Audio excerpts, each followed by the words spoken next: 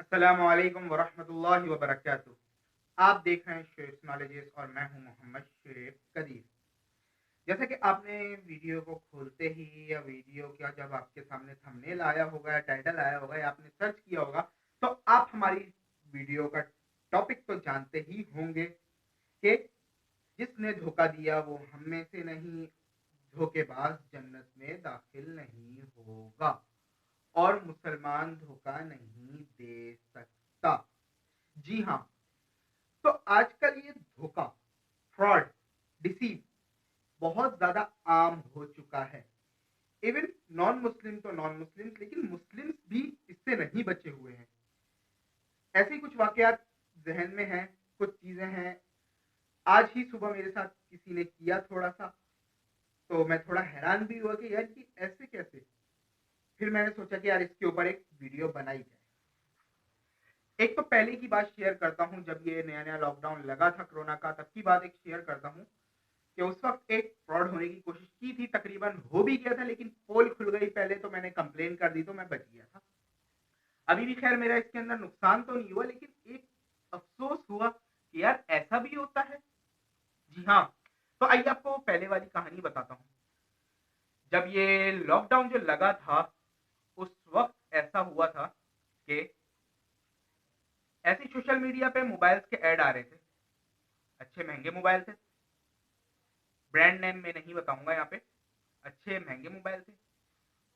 और जिस कंपनी का नाम यूज़ कर रहे थे वो भी मशहूर कंपनी है यूएसए की, लेकिन उसका नाम भी मैं यहाँ पर नहीं बताऊँगा।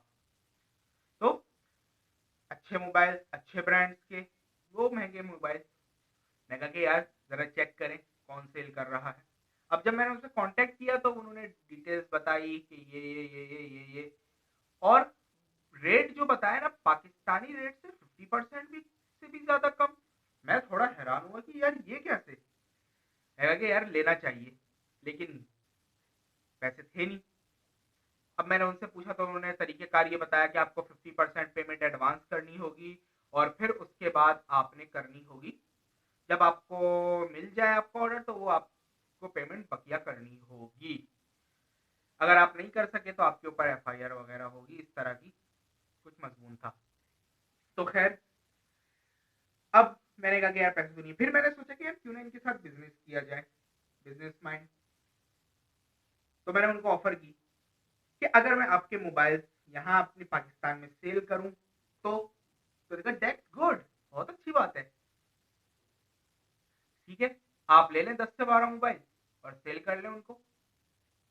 मैं कहा I don't have a money, मेरे पास पैसे नहीं है। तो no problem, we will do on credit, but we need security. हमें क्रेडिट पर कर लेंगे, लेकिन हमें सिक्योरिटी चाहिए होगी। अब सिक्योरिटी क्या, उन्होंने मुझे इतनी ऑफर दी। खैर मैं भी एकदम वो हो गया था, बातों में आ गया। क्या हुआ, इतनी ऑफर दी मुझे उन्होंने कि आप ओनली शिपमेंट चार्जेस डीएचएल के, यानी कुरियर वालों के, वो आप हमें पे कर दो, हम आपका सामान आपको भेज देंगे, बाकी आप इसको सेल करो। अब 6 मंथ्स का आपको टाइम दे रहे हैं, 6 मंथ्स के अंदर आप हमें मनी सेंड कर दो, हमारी बाकी जो आपने कमाना है कमा लेते। ओके, बहुत अच्छी ऑफर है। अब मैंने कहा यार, उन्होंने तकरीबन एक अमाउंट बताया, वो अमाउंट मैंने जमा करना शुरू किया, जमा हो गया। अब मैंने उनसे कांटेक्ट किया, कांटेक्ट करके मैंने पेमेंट भेज दी। अब पेमेंट के लिए उन्होंने एक पाकिस्तानी बंदे का अकाउंट नंबर दिया था। खैर बाद में मेरा उसकी मैंने डिटेल निकाली बैंक के जरिए, तो उससे कांटेक्ट हुआ, फिर उसने पेमेंट रिटर्न कर दी।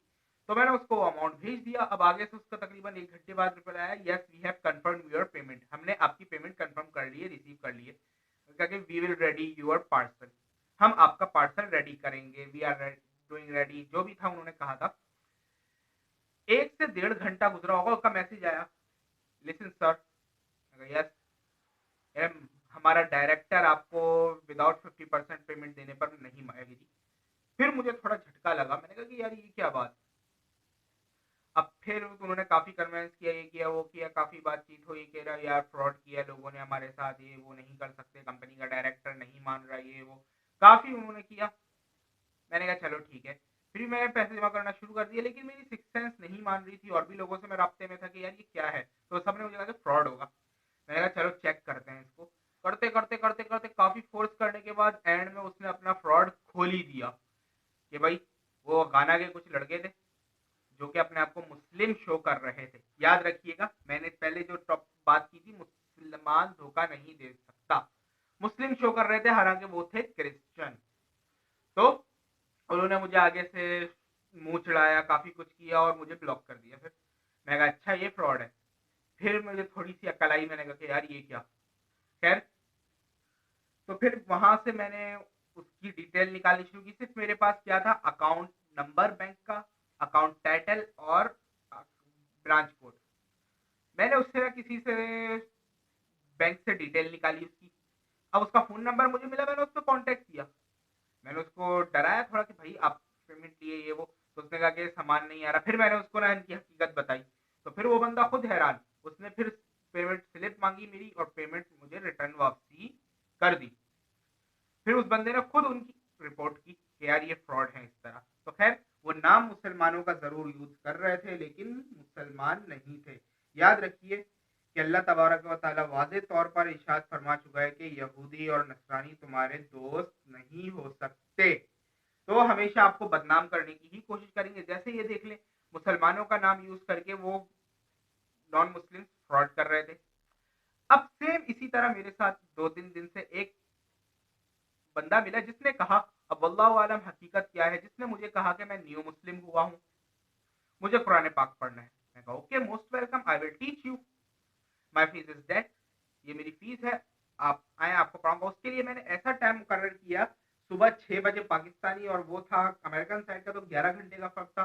तो उसका था 7 बजे का, रात के 7 बजे उसके होते थे, मेरे यहाँ के सुबह के 6 होते थे, फजर की अजान होती थी। एक दिन रेडी रहा, वो उस दिन उसके यहाँ इलेक्ट्रिसिटी प्रॉब्लम थी, नहीं आ सका।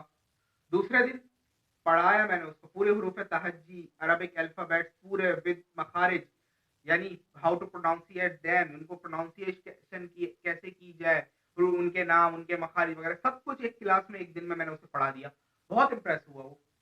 अब फीस वगैरह जो भी एग्री हुई थी, उसने कहा कि मैं आपको फ्राइडे वाले दिन भेजूंगा। अब आज सुबह क्लास लेनी थी उसकी, मैं क्लास के टाइम में मैंने उसको मैसेज किया, वो कह रहे कि यार ये मनी ट्रांसफर वाले पाकिस्तान पेमेंट नहीं भेज रहे।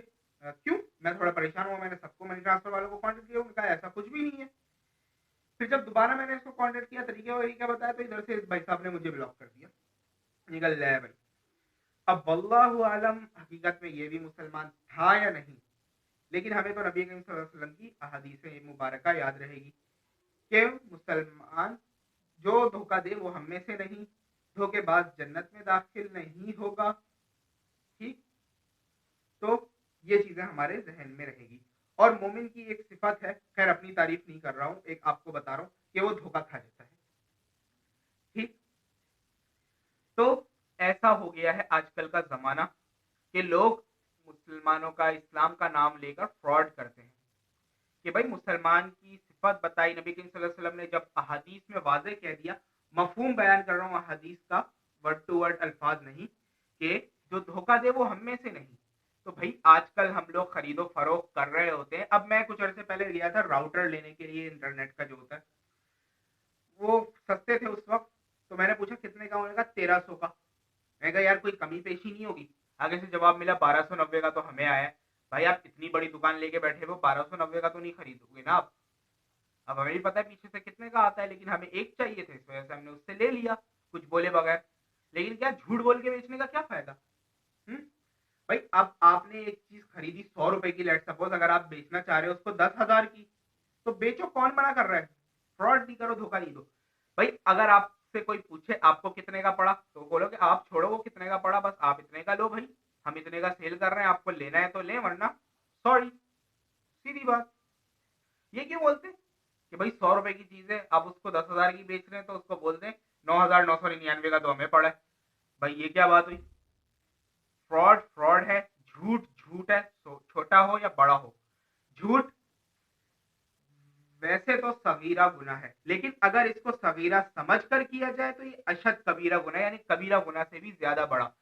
और अल्लाह तबारक व तआला ने इरशाद फरमाया, लानतुल्लाहि अलल काज़िबीन। देखिए, धोखा देने वाला झूठ भी बोल रहा होता है तो लानत भी होती है उसके ऊपर। और धोखा के बारे में तो आपको पहले ही बता दिया मैंने। तो एज अ मुस्लिम आपको चाहिए कि हर तरह के धोखा देने से बचें। गालिबन इमाम आज़म अबू हनीफा रहमतुल्लाहि ताला अलैह का वाक़या है कि एक बंदा उनसे सामान खरीदता था और उनको खोटे सिक्के यानी नकली सामान दे के जाता था। हालाँकि वो जानते थे और चुपचाप लेके रख लिया करते थे और उनका मिज़ाज ये था, किसी ने कहा कि यार ये तो आपको खोटे सिक्के दे के जाता है, फिर भी आप इसके सौदा ले लेते हैं। उन्होंने फरमाया, क्या खूबसूरत जवाब इरशाद फरमाया कि मैं इससे इसलिए ले लेता हूँ कि ये किसी और मुसलमान को धोखा जाके ना दे। इसके सारे खोटे मेरे पास आ जाएँ ताकि मैं उनको ज़ाया कर दूँ, जो भी करना चाहूँ कर दूँ, लेकिन ये किसी और को जाके धोखा ना दे। तो ये होते थे हमारे असलाफ। और आज हमारा हाल देख लीजिए हम। चंद पैसों के लिए कितने 2-3 लाख 8-10 हज़ार कितने होते हैं यार, इनके लिए झूठ बोल देते हैं, इनके लिए धोखा दे देते हैं। ऐसे तो नहीं चलेगा ना। जी, फिर सोचिए ज़रा, ये आप लोगों के लिए लम्हा फ़िक्रिया यहाँ पे छोड़कर जा रहा हूँ सबके लिए। तो धोखा ना दिया करें, कोशिश करें कि ज़्यादा से ज़्यादा धोखे देने से बचें, झूठ से बचें, इस तरह के जितने गुनाह हैं उन सब से बचें।